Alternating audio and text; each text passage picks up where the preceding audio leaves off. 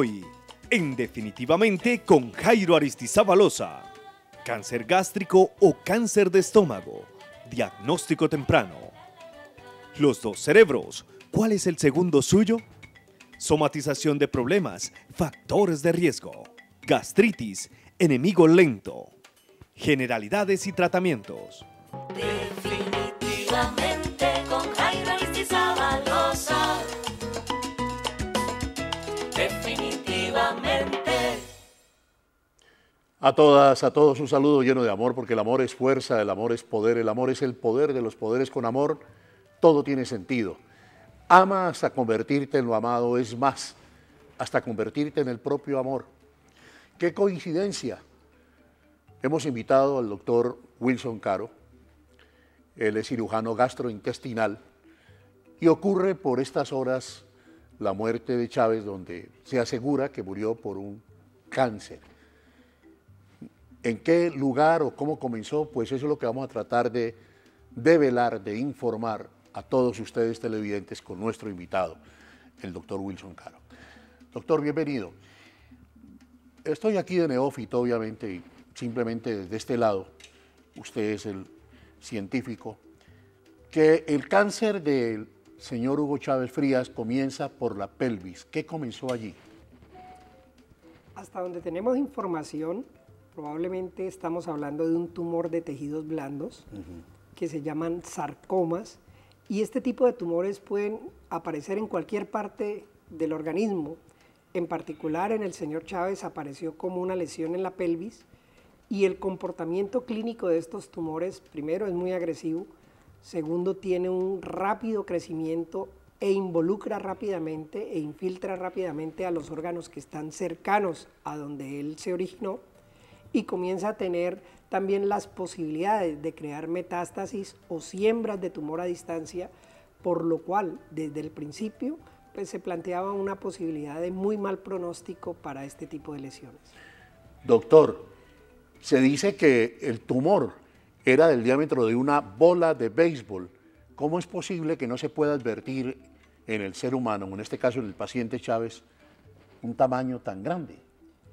Pues lo que uno asume es que primero hay un diagnóstico un poco tardío de la lesión, y obviamente en la parte preventiva probablemente se avanzó muy poco en el diagnóstico, y también tenemos que asumir que hay localizaciones en particular donde este tipo de tumores son muy silentes, no dan manifestaciones, y cuando ya aparecen las manifestaciones o las complicaciones secundarias al tumor, pues el tumor ya está muy avanzado y probablemente está comprometiendo órganos que son los que finalmente se manifiestan. Pareciera que en el caso del señor Chávez lo que inició fue como una lesión por fuera del colon, pero la primera manifestación fue colónica, y de hecho los primeros diagnósticos apuntaban hacia un cáncer de colon o de vejiga por la cercanía de los órganos, y también por la información que tenemos de que era un tumor que fácilmente se infectó y que una de las cirugías fue para corregir la infección. Pues asume uno que sí, en el principio y desde el principio estuvieron involucrados estos órganos como parte de la afectación inicial del tumor. Doctor, ¿hay alguna razón para que un cáncer, como usted lo señala, de tejidos blandos, sea tan agresivo? ¿Por qué? Pues hay un comportamiento oncológicamente tumoral que hace que unos tumores crezcan o se desarrollen más rápido que otros y que respondan mejor o peor a las diferentes alternativas terapéuticas.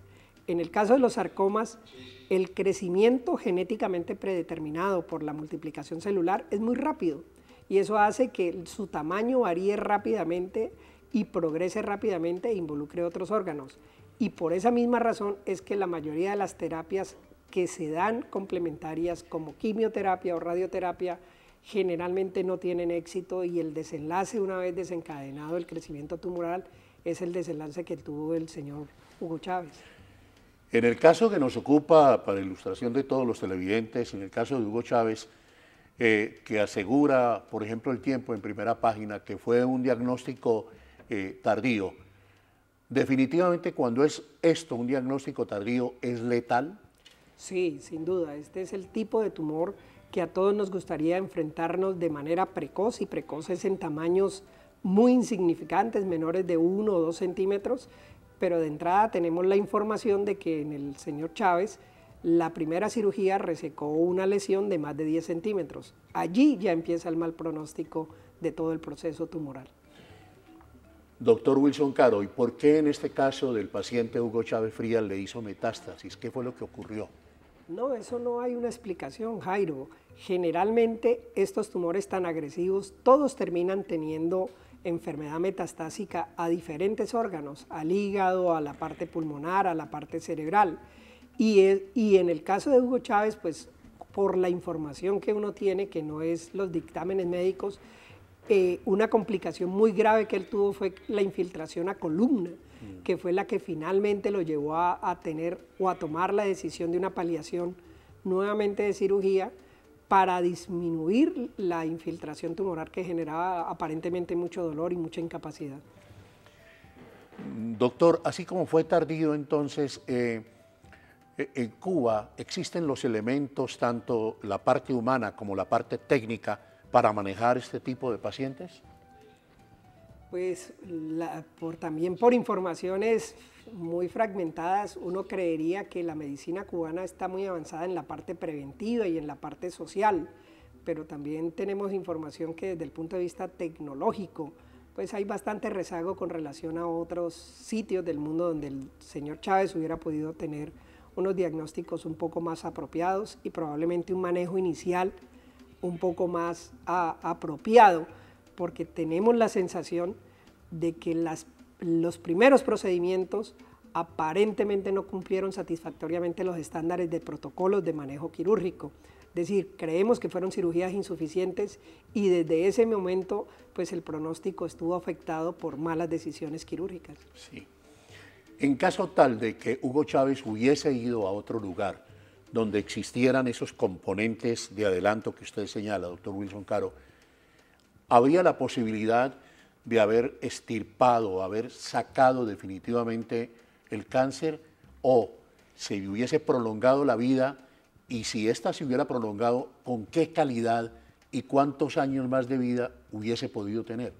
También en el terreno de las especulaciones, pues es muy difícil saber en qué punto estaba el tumor cuando fue encontrado y resecado, pero asume uno de que primero es un diagnóstico tardío, porque una lesión tan grande finalmente se detectó mucho después de que ella apareció. Segundo, que el pronóstico de los pacientes con sarcoma de tejidos blandos, la única opción realmente válida para llegar a tener una buena paliación o por lo menos un buen intento de curación es la cirugía. Y esa primera cirugía inicial aparentemente no cumplió con esos criterios. Que hubiera sido operado en otra parte, no lo sé. Lo que sí creería yo es que si fue insuficiente, fue porque el diagnóstico también fue insuficiente.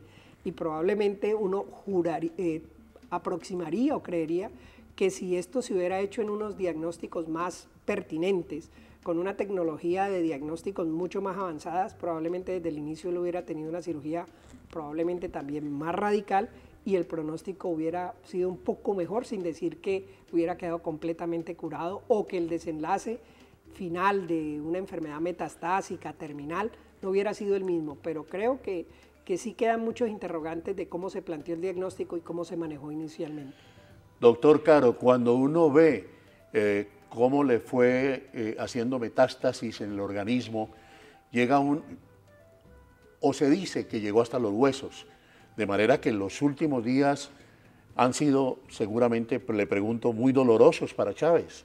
Sí, asume uno eso, que finalmente cuando él decide la última cirugía, por la información que se dispone médica, es por el dolor secundario a la infiltración de la columna que estaba haciendo el sarcoma, que lo estaba imposibilitando mucho y que requería unas dosis de analgésicos muy altas y probablemente ya habiendo pasado por quimioterapia, por radioterapia y por 3 cirugías previas, pues uno asumía que era una cirugía absolutamente radical, de pobre pronóstico, de pobres resultados, como efectivamente lo fue. Nuestro invitado en el día de hoy, el doctor Wilson Caro, pues obviamente como periodistas tenemos que tocar el tema del presidente de Venezuela, Hugo Chávez Frías. Este es un programa para la memoria, hoy es de salud. Definitivamente, el tesoro más valioso que tenemos los vallecaucanos se encuentra en el Museo del Oro Calima, con piezas que tienen más de 3.000 años de antigüedad. En el horario de 9 de la mañana a 5 de la tarde, los esperamos de martes a sábado, definitivamente. Definitivamente. Una pregunta pequeña como para entrar en contexto, doctor Wilson Caro. En el caso de Hugo Chávez, ¿sería por la carga emocional de tantos inconvenientes, su cuestión de su sesgo político, su revolución, en fin, sus cosas? ¿Es por lo que le haya aparecido este tumor? No. La parte psicoemocional probablemente no tiene ningún valor en la etiología o en la génesis de este tumor, pero probablemente esa parte emocional sí tiene que ver con algunas de las evoluciones y el curso final de la enfermedad. Es decir, es posible que haya impactado negativamente en su evolución y en su agresividad. Sí, porque hablando del eje que vamos a tocar ahora, doctor Wilson Caro, tomado de su conferencia que ha sido supremamente comentada en el Centro Médico Imanaco, la somatización, los problemas que uno tiene, se somatizan en alguna parte del cuerpo y estos pueden producir algunas cosas malignas, ¿o no? Pueden generar síntomas que son los primeros síntomas de alerta o de alarma, sí, de problemas digestivos que pueden originar problemas más graves. Es decir, en general, los síntomas digestivos pueden partir de algunas situaciones psicoemocionales y estas dar pie a compromisos de mayor gravedad. Va a ver usted, doctor Wilson Caro, y ustedes televidentes se van a sentir reflejados aquí con este trabajo periodístico de voces de opinión. A estas voces de opinión que ustedes ven, les vamos a preguntar lo más sencillo. Aquí está el médico respondiendo. Los problemas, las rabias, las alegrías, ¿dónde las siente usted reflejadas en su cuerpo? ¿Dónde? Cuando tengo algún problema, ¿en qué parte de mi cuerpo lo reflejo? Pues, no sé, digo que en los hombros siento cansancio, malestar. Generalmente en el cuello, en la nuca y en los hombros. Cargo el problema ahí. ¿En qué parte del cuerpo? ¿Qué le dijera? Como en el sistema como nervioso. En la cabeza, inmediatamente en la cabeza. Pues dependiendo del problema, ¿no? Pues de pronto más bien nerviosismo. Cuando tengo algún problema, de pronto nerviosismo. Más que todo en el físico, lo que es ojos, tal vez el decaimiento del cuerpo, a uno le da sueño, depende la patología. Existe una gran asociación entre los eventos emocionales y los síntomas constitucionales.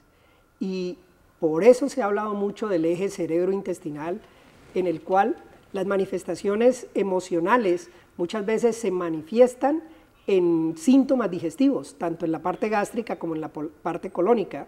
No es raro encontrar muchos casos en los cuales las manifestaciones de las gastritis estén inducidas por problemas emocionales y lo más frecuente, incluso que es lo más cotidiano para la consulta diaria de enfermedades digestivas, tiene que ver con lo del colon irritable, donde la generación de la mayoría de las crisis y de síntomas y de dolor está desencadenada por situaciones psicoemocionales que se pueden documentar fácilmente.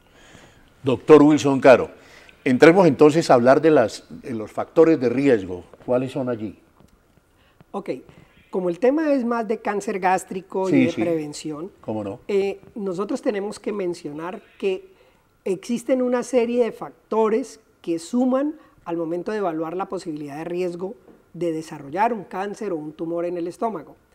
El factor más importante es el genético, genéticamente predeterminado, la historia familiar de la persona que acude a nosotros sobre los antecedentes de cáncer en padres, tíos, hermanos, en toda la línea genealógica, pues nos da muchos elementos para pensar que ese paciente ya tiene un factor de riesgo de entrada. Si a eso le sumamos factores personales, como ciertos hábitos, que hacen que algunas sustancias que son procancerosas tengan contacto con el paciente, pues en general se aumentan los riesgos. ¿Cuáles sustancias? Está muy bien medido que el cigarrillo y la nicotina tienen un gran factor de asociación en el desarrollo del cáncer gástrico. Está medido que algunas nitrosaminas, sobre todo de algunas áreas rurales de nuestro país, Tengo que decirte, Jairo, que en Colombia somos un país de alta incidencia de cáncer gástrico en el mundo, que tenemos una alta tasa de incidencia y prevalencia para cáncer, y que dentro de Colombia misma hay unas áreas donde potencialmente se concentra el mayor número de pacientes con cáncer gástrico. En nuestro país, el área de Nariño y del Cauca tiene una altísima prevalencia. El área del sector cundiboyacense, Boyacá y Santanderes, tiene una altísima prevalencia. Eso se ha asociado a factores genéticos, pero también se ha asociado a factores ambientales, el tipo de agua que consumen, el tipo de dieta que consumen, en donde algunos factores como las comidas muy carbonatadas, los asados al carbón, el maní, las habas tostadas, generan unas sustancias que se han asociado altísimamente en la generación del cáncer gástrico. Entonces tenemos un factor genético, tenemos un factor personal, tenemos factores ambientales en donde la calidad del agua, la cantidad de nitratos que hay en el agua pueden favorecer la aparición del cáncer gástrico, y tenemos unos factores microambientales del ser humano, y en eso aparece un famoso tema que ha sido recurrente, que la mayoría de la gente ya lo conoce, que tiene que ver con una bacteria que habita en la cámara gástrica y en el epitelio del recubrimiento gástrico, que se llama Helicobacter pylori. La presencia de ese Helicobacter pylori potencia o hace que se desarrolle más rápido todos los otros factores que hemos condicionado. En nuestro medio, el Helicobacter pylori es muy frecuente. El 78% de la población lo tiene. Eso quiere decir que 8 de cada 10 personas pueden tener el Helicobacter pylori y no saberlo. Eso no significa que ellos vayan a desarrollar cáncer gástrico. Significa que ahí está y que puede potenciar los otros factores. Por eso es tan importante el diagnóstico temprano de las diferentes modalidades de inflamación gástrica, de qué tipo de gastritis hay, y si tiene la presencia del Helicobacter, para garantizar su tratamiento, erradicación y prevenir por lo menos ese factor que está en nuestras manos. Doctor Wilson, usted se refirió a 3 aspectos y habló de los microambientales al final. ¿Podríamos decir de algún porcentaje? Usted los señaló y de esa manera son, es decir, el microambiental podría ser el menor, porque mientras usted desarrollaba la información para los televidentes, yo pensaba también en esos productos y la fumigación de estos productos.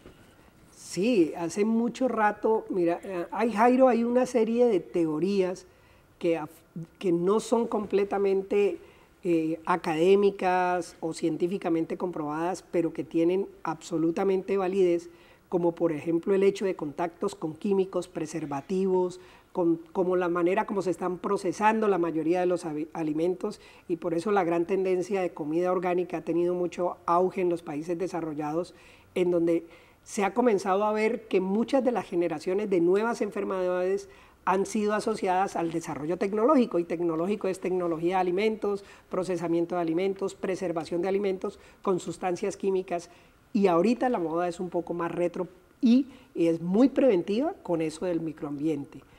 Pero también aparecen otros factores que no son medibles, y es que la tecnología nos está exponiendo cada vez más a situaciones de energía y de ondas de energía, celulares, antenas microsatelitales.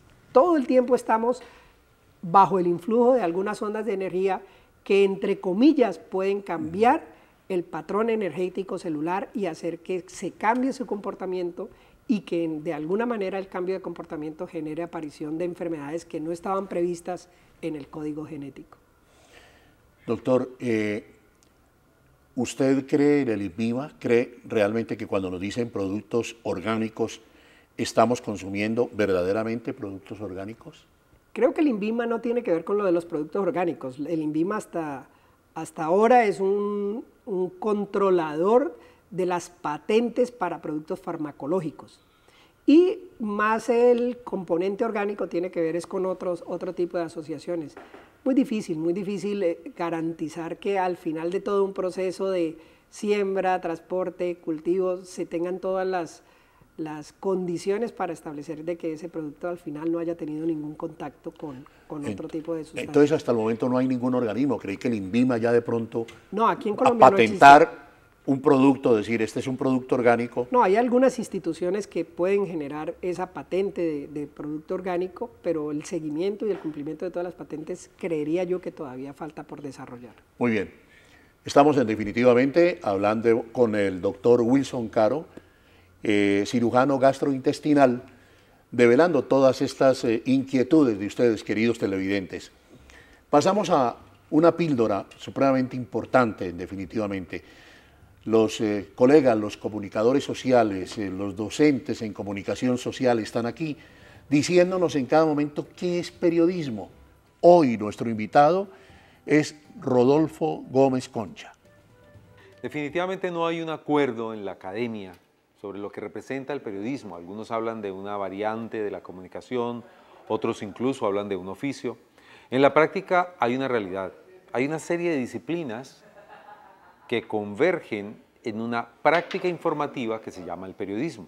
Por esa razón tenemos comunicadores sociales, profesionales egresados de universidades, pero tenemos economistas, abogados, politólogos, personas que aprendieron una disciplina, profundizaron en ella y luego desarrollaron unas competencias y unas habilidades para transmitirla a unos públicos.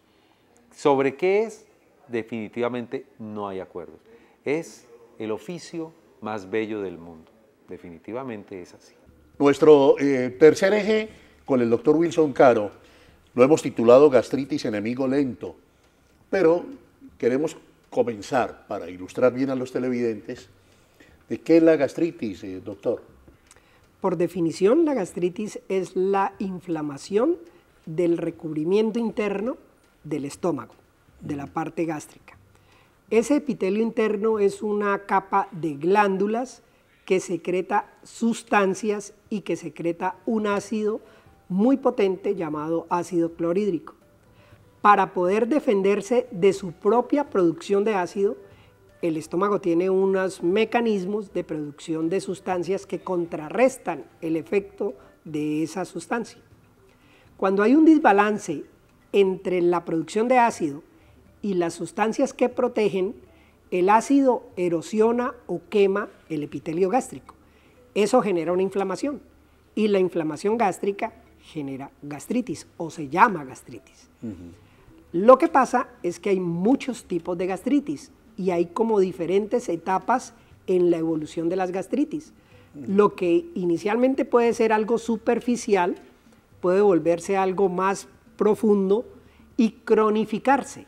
Es decir, comenzamos a hablar de una gastritis crónica y ese es un término muy importante, Jairo, porque quien tiene gastritis crónica, una vez se ha desencadenado esa inflamación crónica, la tiene toda la vida. Eso no tiene ninguna oportunidad de desaparecer.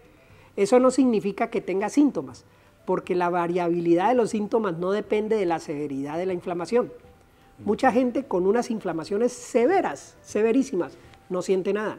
Y también hay gente con unas gastritis muy superficiales que recurrentemente está sintiendo síntomas, que genera mucha incapacidad y que genera mucha alteración de su calidad de vida.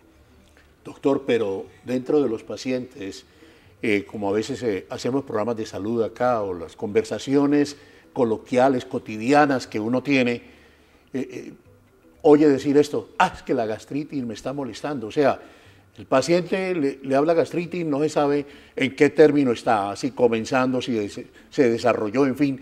¿Qué cuidados entonces debe tener uno para saber qué tipo de gastritis tiene? La primera aclaración, Jairo, es que todos tratamos de llamar gastritis a todos los síntomas digestivos, sí. Y eso no es cierto. Ajá. Hay muchos síntomas que corresponden más a reflujo gastroesofágico que no son gastritis. Ajá. Hay muchos síntomas que corresponden más a problemas biliares de la vesícula y de cálculos que no son gastritis. Hay muchos síntomas del páncreas que dan exactamente la misma sintomatología y no son gastritis. Entonces, por eso es que cuando hay síntomas, la persona debe acudir a quien sabe para que le oriente a definir si estamos frente a un verdadero cuadro de gastritis o estamos enmascarando otro tipo de enfermedades. ¿Y con qué cuadro se define eso, doctor? Pues generalmente haciendo el interrogatorio orientado. Ahora, para la comunidad es muy importante saber que cuando hay dolores muy intensos o muy recurrentes, eso ya es un síntoma de alarma.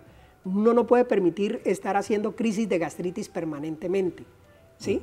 que cuando eso se asocia a algún tipo de sangrado digestivo, como sea, pequeñas cantidades, vómito con sangre, deposiciones con sangre, deposiciones negras que reflejan un sangrado de alguna manera digerido, pues eso ya habla de que la severidad o que la aproximación a la gastritis hay que acentuarla. Si uno tiene síntomas y tiene una pérdida inexplicable de peso, pues no debe esperar a automedicarse o a quitarse solamente la fatiga o la acidez, como es lo que normalmente hacemos. Tengo gastritis y acudo a algún antiácido, acudo a alguna pastica, me quita el síntoma, pero no me quita el generador del síntoma. Y ahí es donde nosotros planteamos que la mayoría de los pacientes desafortunadamente están perdiendo tiempo precioso en el diagnóstico temprano y en el manejo oportuno de síntomas que cuando están en una etapa inicial son muy manejables, pero que cuando uno permite que se cronifiquen o lleguen a situaciones mucho más graves, puedan originar incluso este tema que estamos tratando hoy, que es que puede ser el principio de la génesis de un cáncer gástrico. Aquí estoy, doctor Wilson, desde el lado del paciente y del televidente, obviamente. Entonces, jugos gástricos, está bien decirlo, 1. 2, cuando hay borborismos, dolores, bien sea en el bajo vientre, se pueden asociar a un principio de gastritis cuando, en fin, o hay eructos, también se pueden asociar. Jairo, el tubo digestivo es uno solo desde la boca hasta el ano. Finalmente, lo que hay es diferentes segmentos que hacen que haya procesos digestivos secuenciales. Y una sola parte de ese tubo digestivo que no esté funcionando bien puede alterar a todo el resto del proceso digestivo. Para contestarte, la generación de gases, tanto como eructos como flatulencias, pues no hace parte de los síntomas de la gastritis, hace parte de una alteración diferente de ese proceso digestivo, como cuál, enzimas digestivas. Es posible que haya alguna generación inadecuada de enzimas digestivas que haga que el procesamiento de algunos alimentos no sea eficiente. Al no ser eficiente se produce mala digestibilidad, indigestión, generación de gases. Entonces, los eructos, la distensión, los pedos, los borborismos, puede que no tengan nada que ver con la parte gástrica, sino con otros órganos. Y ahí es donde yo te insisto que quien está preparado para hacer el análisis de este tipo de problemas digestivos, pues es el especialista en enfermedades digestivas. Sí, no, en este caso, usted, doctor, hay que decirlo, hay que ir donde un gastrointestinal. Donde un gastroenterólogo o un especialista en enfermedades digestivas que pueda orientar tanto la parte diagnóstica como la parte terapéutica de estas molestias que suenan como muy comunes, como muy banales, pero que a veces son el principio de problemas mucho más graves. Pues bien, entonces estamos orientando a la comunidad definitivamente salud y vamos a preguntarle a nuestros televidentes con qué frecuencia le da dolor de estómago. Muy pocas veces me da dolor de estómago o gastritis. Frecuencia más o menos cada 3 meses más o menos, pero pues de la sustancia no sé a qué se debe, si por el agua o por el ambiente o por el cambio de temperaturas o por las frutas, que no la lava uno bien o que no se lava uno las manos antes de salir del baño.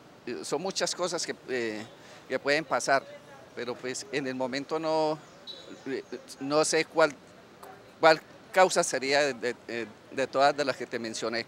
Pues últimamente me ha molestado mucho, pero pues no sé exactamente cuál es la causa, sea algún alimento o el agua o quién sabe. Yo soy enfermo renal, me da de todo. Gastritis muchas veces.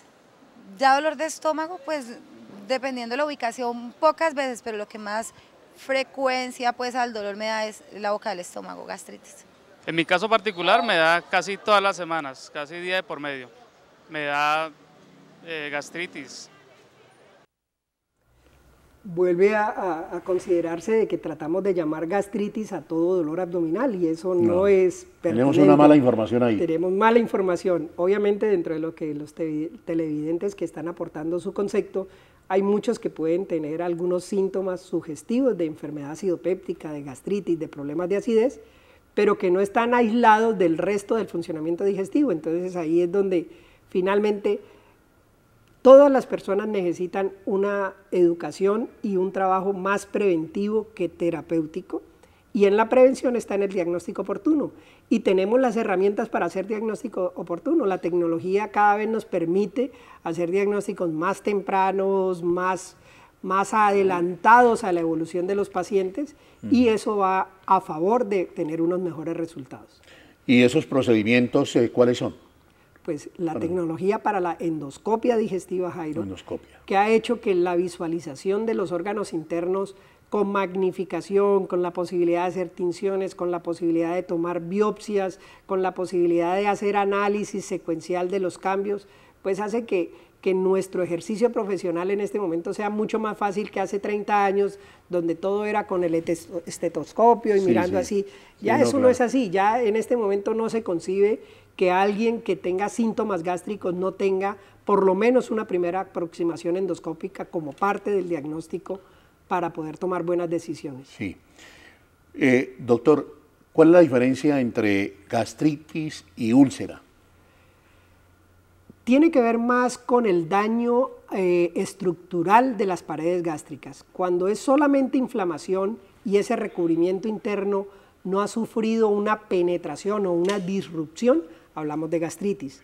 Pero una vez hay una disrupción, una penetración y hay diferentes capas que se van comprometiendo, cuando esa capa, la capa más interna y la capa muscular ya está comprometida, decimos que hay una ulceración de la pared gástrica, es decir, estamos hablando de una etapa mucho más avanzada del daño epitelial que corresponde a la gastritis, una etapa más avanzada cuando hablamos de úlcera. Doctor, también es un síntoma de alarma. De pronto puede que sea esto reiterativo, pero es tan importante en medio de esta desinformación que tenemos o falta de conocimiento. ¿Los frecuentes dolores de estómago? Sí, lo que pasa es que una cosa es el ardor, la fatiga gástrica, y otra cosa es el dolor abdominal como causa de consulta, porque es que el dolor abdominal, el cólico, el retortijón, muchas veces no tiene que ver con el estómago. Pero ¿cuál es la diferencia, doctor, allí entonces? Pues ahí estamos hablando de algunos términos. Mucha gente, el sentir fatiga o ardor no es lo mismo que sentir dolor, una punzada o sentir un retortijón. Esa aproximación hacia los síntomas es la que nos ayuda a nosotros a tratar de diferenciar si en realidad estamos frente a un componente gástrico o son los otros órganos los que están disfuncionando, y que paralelamente a controlar la gastritis probablemente tengamos que hacer control del funcionamiento biliar, del comportamiento colónico, que va muy de la mano de los problemas gástricos. Definitivamente con el doctor Wilson Caro, hoy, sobre gastritis o cáncer de estómago o cáncer gástrico, que es lo mismo. Definitivamente un programa para la memoria. Definitivamente la Defensa Civil Colombiana es la institución social y humanitaria más grande del país. Nuestra causa es hacer felices a todos los colombianos.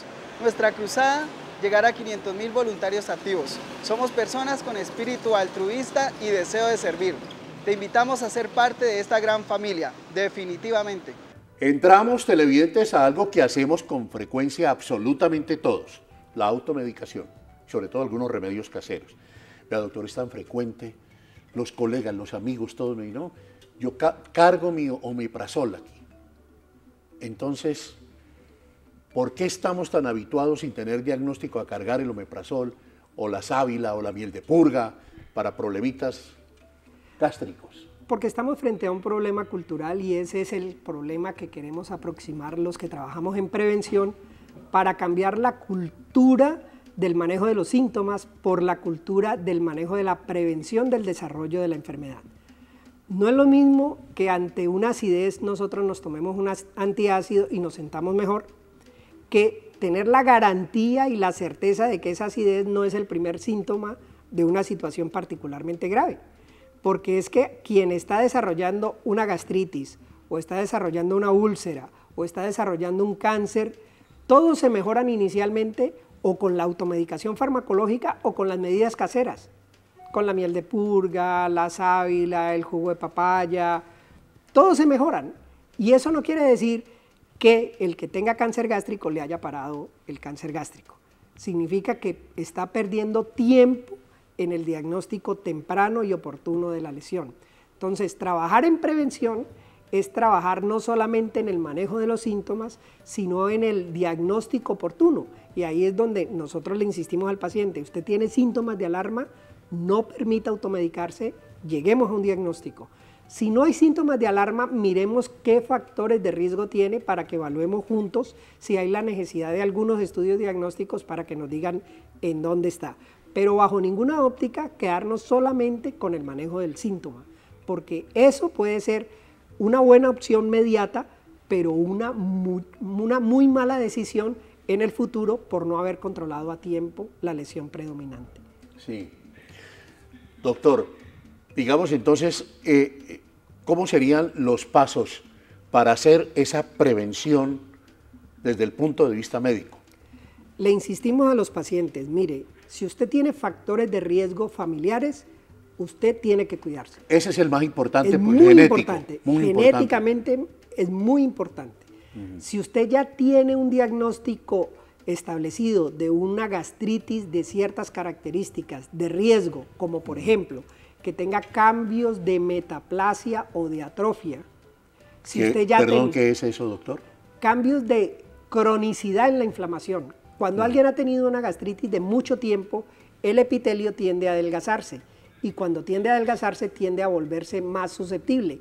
Ese adelgazamiento es atrofia y ese paciente tiene más riesgos que otro paciente.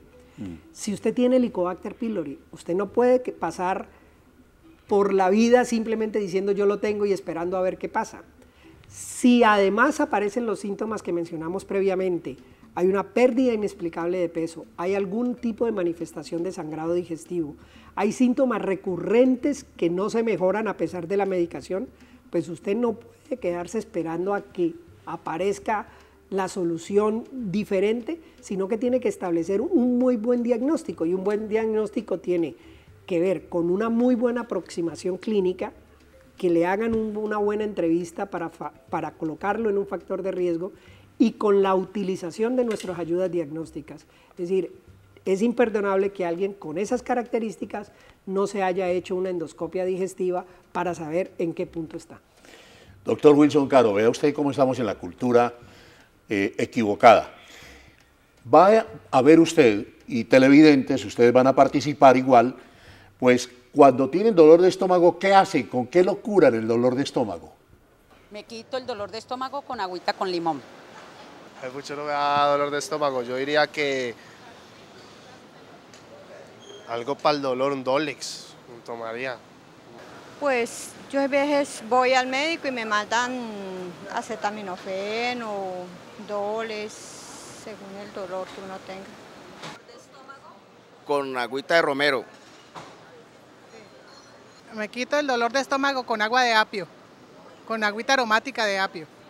Pues usualmente uso dos cosas, el zumo de limón o vinagre de Castilla. Uy. Pues es un ejemplo de lo que estamos pidiéndole a las personas que hagan y lo hagan, pero que lo hagan también a partir de tener un buen diagnóstico inicial. Que en la cultura popular hay muchos elementos que nos sirven para controlar los síntomas y no estamos peleando con eso. No, doctor, pero el problema está ahí. No, las Pues, agüitas aromáticas funcionan muy bien, la papaya y la sábila funcionan muy bien, la miel de purga funciona muy bien, pero lo que no está bien es que no tengamos diagnóstico, que no trabajemos a partir de un buen diagnóstico para poder saber si la situación tiene algún grado de gravedad o no. Sí, ahí vimos remedios caseros y remedios naturales, todo es lo mismo, doctor. Sí, y la automedicación, Jairo. Para nadie es un secreto que, por ejemplo, hay una droga como el omeprazol, que es la droga después del acetaminofén más utilizada en el mundo, y como es de libre distribución y consumo, todo el mundo se automedica omeprazol para todas las molestias gástricas, entre comillas, y es posible que los síntomas se controlen, pero la causa no. La causa no. Pero la causa está ahí y además sigue caminando. Y sigue avanzando. Sigue avanzando. Doctor, a propósito de ello, y ahora que me refería al INVIMA, entonces este sí pasa por el INVIMA. y es la famosa buscapina. A mí me impresionó hace unas horas, justo coincidencialmente cuando nuestro invitado es usted, doctor Wilson Caro, que oigo un mensaje de buscapina. No, le puede dar en cualquier momento, usted va a caminar, le puede dar, lo consigue en la esquina, la consigue en la esquina. Es decir, que ya ni siquiera la buscapina está en la droguería o en la farmacia, sino que está en la tienda. Sí, sí, cada vez somos un poco más liberales en el manejo de la automedicación, lo cual no está bien, y obviamente la buscapina y su compuesto genérico, que es la ioxina, están muy popularizados en el manejo del dolor espasmódico, del cólico. Del cólico. Y como hay muchos tipos de cólico, se ha generalizado su uso tanto en la parte ginecológica como en la parte gastrointestinal, como un mecanismo de quitar el dolor. Y el mensaje sigue siendo el mismo. Uno puede quitar el síntoma, pero lo más importante es saber la causa y controlar la causa. Prevenir es mejor que curar. Prevenir es mejor que tener que lamentar tardíamente situaciones que ya no son manejables. Nuestro invitado, el doctor Wilson Caro del Centro Médico Imbanaco, hoy en Definitivamente. Definitivamente, a través del cine, nosotros hemos aprendido a conocer el mundo, a conocer la complejidad del ser humano, hemos aprendido a divertirnos, a soñar, pero definitivamente también hemos aprendido a pensar. Bueno, humanizando, colocándole piel a esta entrevista con el doctor Wilson Caro. Doctor, ¿usted se cuida comiendo? Sí, Jairo, tengo que confesar que de todas maneras nuestros horarios laborales no permiten tener toda la disciplina alimentaria que le transmitimos a los pacientes o que por lo menos les pedimos a los pacientes. Y tengo también que confesar que con mucha frecuencia mis horarios y mis hábitos no se ajustan a lo que yo quisiera para mí. La risa, ¿verdad que ayuda a curar un dolor de estómago? Pues es que hemos hablado un poquito de esa parte psicosomática y de esa parte emocional, y definitivamente todo el componente emocional de alguna manera tiene impacto positivo o negativo en el funcionamiento digestivo. Wilson Caro, ¿qué hace cuando tiene dolor de estómago?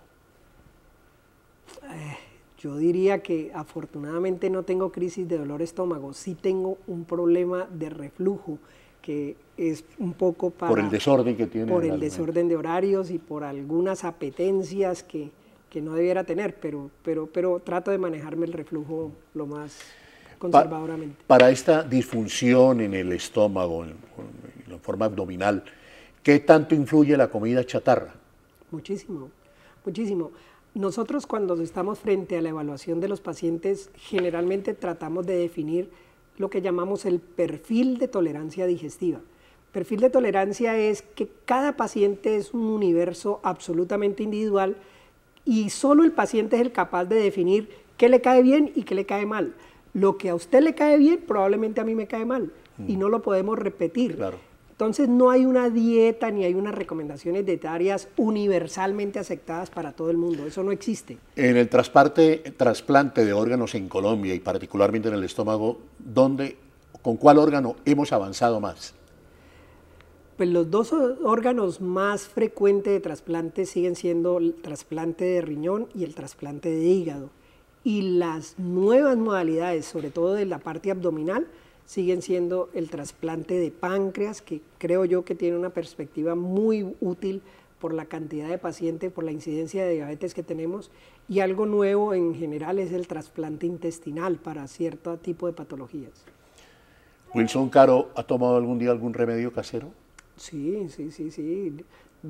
No nos podemos alejar de que a todos desde niños nos purgaban con remedios caseros, nos daban para los dolores las famosas agüitas de apio y de todas esas cosas. Creería yo que ahorita no soy muy afín a eso, pero claro que en el desarrollo de la vida lo he hecho.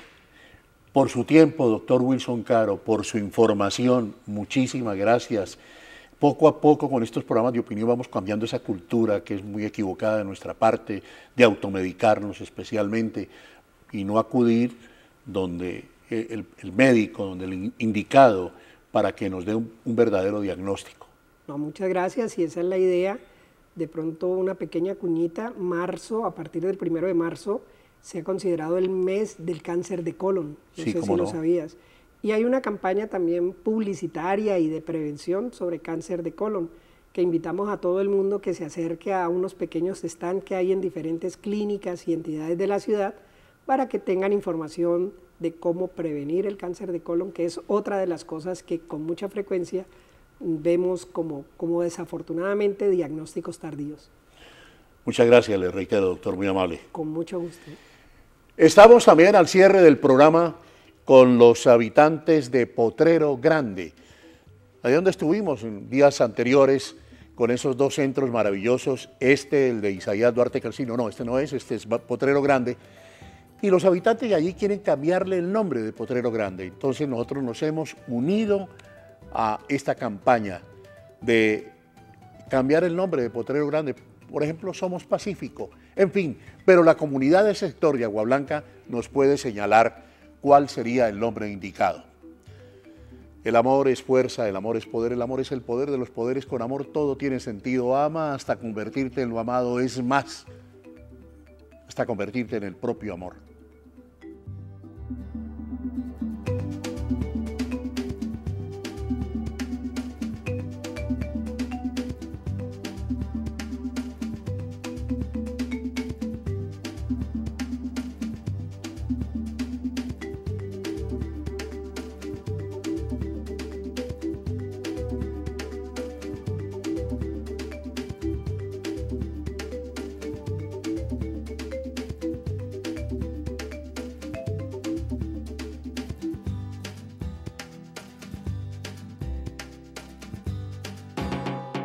Definitivamente